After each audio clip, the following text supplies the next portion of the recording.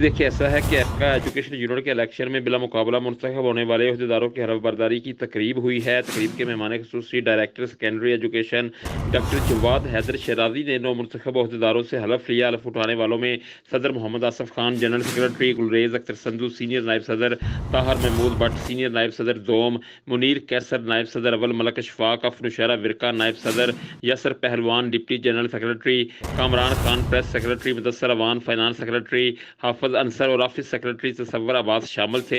हलफ बर्दारी की पुरवकार तकरीब में डिवीजनल सदर APCA Tahir Mahmood Bhatti, senior staff association के सदर मोहम्मद ज़िक्रिया, सरपरस्त आला APCA Zaka Mustafa Saleria, budget and account officer Mian Ashfaq, election commission के कोऑर्डिनेटर मलक अल्ताफ हुसैन, फजल अब्बास, मौलवी लतीफ़ और दीगर क्लरिकल स्टाफ ने शिरकत करके तकरीब को चार चांद लगा दिए। हलफ उठाने के बाद नौमुंतखब सदर मोहम्मद आसफ खान का कहना था कि आज के बाद क्लरिकल स्टाफ को दरपेश मसाइल के हल के लिए जद्दोजहद को तेज कर दिया गया है। क्लर्कों के मसाइल के हल के लिए सबको साथ लेकर चलेंगे। माजी में भी क्लर्कों के मसाइल के हल के लिए हर मुमकिन इक़दाम उठाए। मुस्तकबिल में भी क्लर्कों के मसाइल को तरजीही बुनियादों पर हल करवाने के लिए कोई कसर न उठा रखेंगे। जी।